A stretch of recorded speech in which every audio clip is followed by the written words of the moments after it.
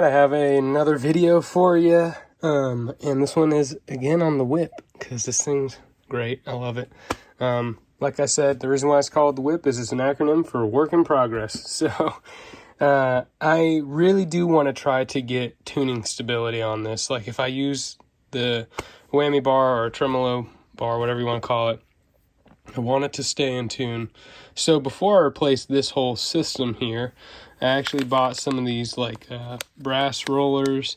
They're not like name brand. They were just on Amazon and a good enough price to where I was like, yeah, I could do that. Rather than buying a really nice one of these, like some Vega or something like that. I already replaced this nut. I put a bone nut here because I was trying to get tuning stability, and I had someone in my last comment section, or in my last video in the comment section, talking about getting roller nut. So I don't know, stick around. I might try that. This neck is kind of shot. Whenever I put new tuning pegs in there, I cracked this part because this was too big. So it cracked, but I super glued it back together like a professional, and it's honestly working fine. None of these strings right here have the tuning instability problem as this one, you know, the typical G string. So I'm gonna try that. I might try taking out the trees here. Maybe I'll take out this tree, see how it does. But without further ado, let's get to it.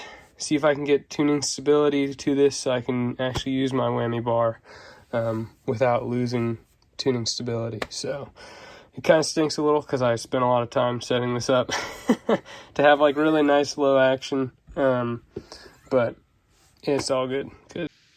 All right, so I guess I'll start with unstringing this thing first, and then we'll get into it.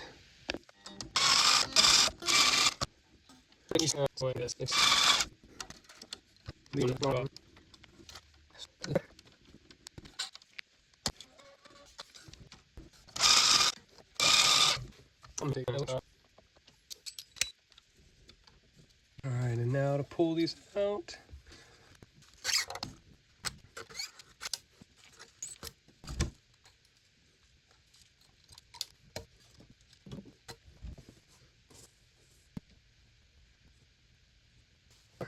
Because why not?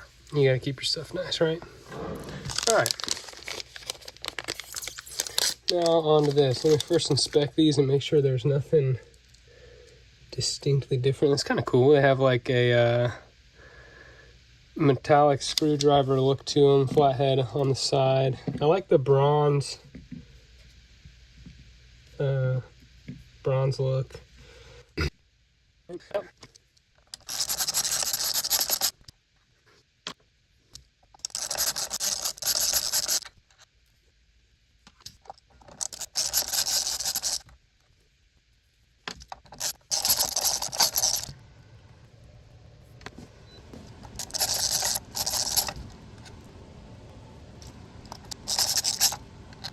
I'm going to try to clean this and then put the new ones on.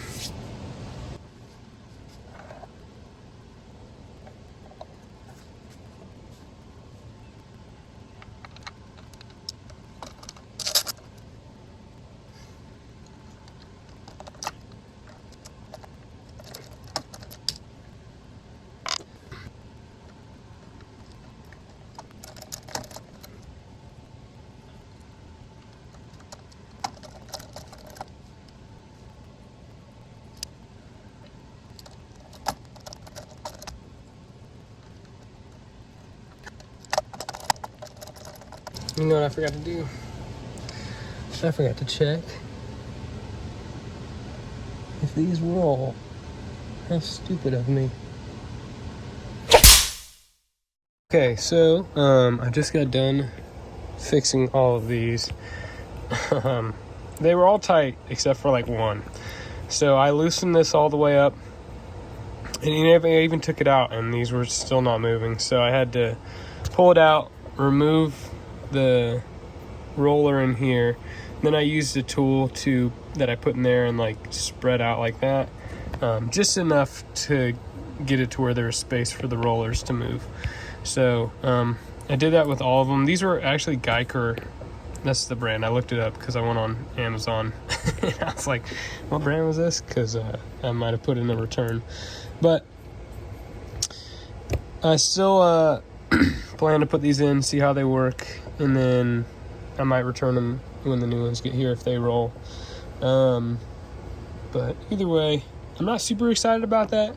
I kind of marred some of them because it's a softer metal, and the pliers that I was using to open them up were harder. So we'll see how these roll, and we'll go from there.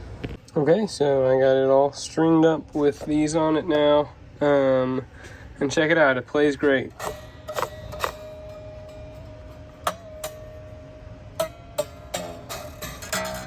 So, no, I'm just kidding. I gotta adjust the action and intonation. So I'm gonna go do that. I'm not gonna film the process because it's kind of long and tedious. And then I'll get a little play test and I'll show you the play test, see if it works. And in case you were wondering, because I'm sure you were, this is how I set up the action on my guitars. I want it to be as low as possible, but with no fret buzz. So assuming that all your frets are level, then this trick works. I saw it off a video, which I'll try to link to give them full credit, but pretty much you just take an old credit card or something like this. This is a Stars and Strikes card. And then you tape it down. You like pretty much get it to the radius of your fretboard, and then you tape it holding that radius. And then you just match you got to capo the first fret, and then you just bring up or down the action until you like don't hear a buzz if you slightly go.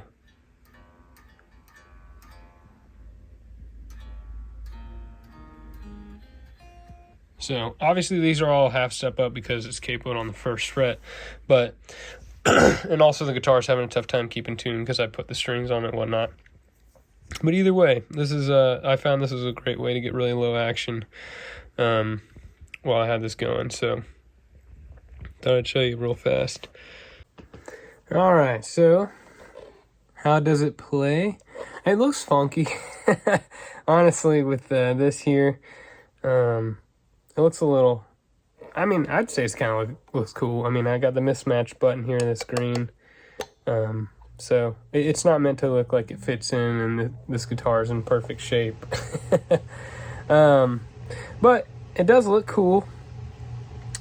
I have them installed. I ended up having to put new strings on because as I was putting my old ones on, the high E just would not stay on, no matter what I try to do. And I have locking tuners on here, but they're kind of pieces of junk. They got like this, let's see. There you go. You can kind of see the spirally effect to them. So they are just junk. I got them from eBay, and I put them on one of my other guitars that I was building, and they were kind of rusted, so I ended up just using them here on this guitar instead. But yeah, so I'll kind of play a little sound test for you, see what you think. Well, I'll tell you what I think, and then we'll go from there. So I'm gonna let it play through my speakers. I'm not really gonna like record into it like I normally do, just because I want you to be able to just hear this go out of tune. I'm not really necessarily recording for quality recording. So anyway, here you go.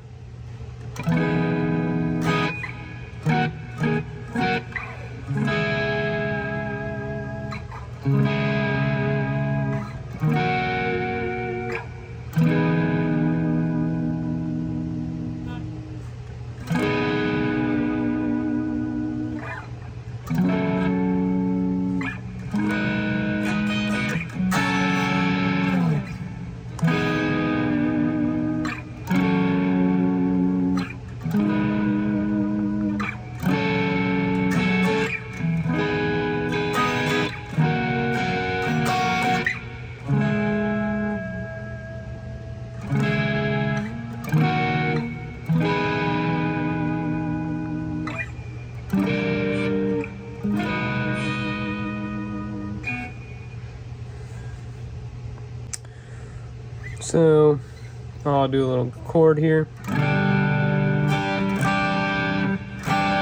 It already sounds out of tune.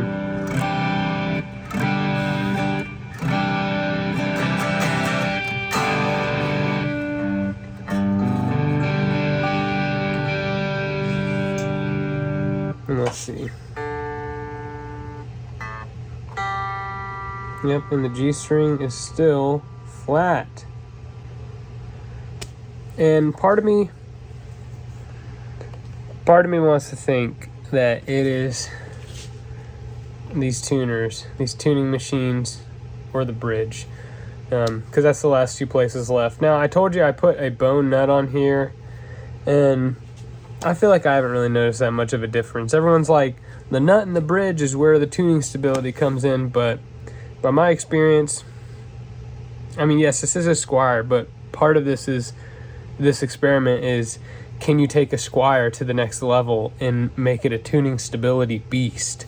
And I would say not yet, but we're getting there. I ordered some LSR nuts, just one, an LSR nut, and then I'm going to try to, once I get a little more money, I'm going to try to get some locking machines in here, and I'll probably have that for another video for you guys, like a part 2 to this one. And yeah, I really want to I just want to have a guitar that I can play the whammy bar on. I mean, I guess I have a Floyd Rose, but it still is like, okay, you know, it just takes a lot to set that thing up. I'd love to have a Fender looking guitar, like a Fender Strat looking guitar that has just great tuning stability without that Fender price tag. Because you can get Squires cheap. Maybe one day I'll make a video on how you can buy like a $50 Squire off Facebook Marketplace and then turning it into one of these beasts. Because this was a $40 guitar, and I'm pretty happy with it in terms of looks and just how easily moddable it is. But anyway, I'll play a little bit more for you. I'll tune it up one more time and then do another test just so you get to see. But so far, not super happy. And in case you guys were wondering at home, how's this guy tuning his guitar? Normally I go top to bottom if the bridge is set, but since this you know, is a tremolo system, then I'm doing middle out. So I'll go G, D, B, A, E, E, just so I get the most stability among pulling those springs behind the guitar. So let me hit this one more time.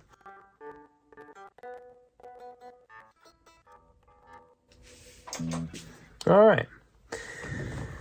So I normally know how a G, like the traditional G chord sounds, so I'll play that, a little diddly with that, do some playing around where I'm messing with the whammy bar, and then go back to the G, see if you can tell a difference.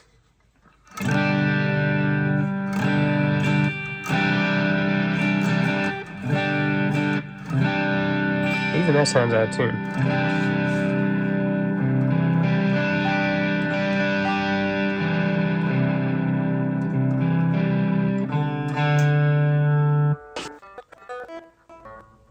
And I know these are new strings. I put them on yesterday, so I know that's partially a factor into it, but still, come on, son. All right.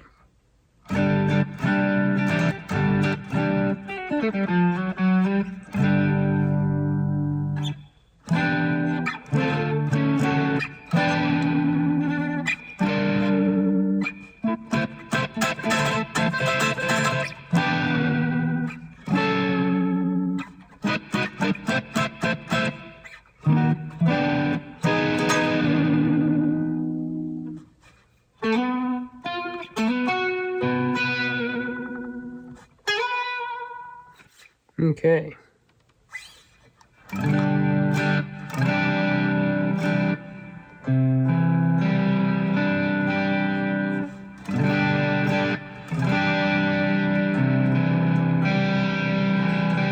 Yeah, that just sounds like those aren't agreeing. And let's see. Yep, the D is a little sharp and the G is a little flat. That kind of stinks. But it's whatever. I have those parts on order, or just the LSR nut, and then hopefully I'll be able to get some locking tuners on this. I want to get like maybe some Fender ones, because obviously I can get like the Music Lily ones, and those are fine, but I really want to get like some Fender official ones because they were like $60, and that's like not too bad. So, yeah, I'm gonna try to get those, try them out, see how that goes, and we'll put this puppy in the ringer and see how she does. So, thanks for watching, and stay tuned for the next one.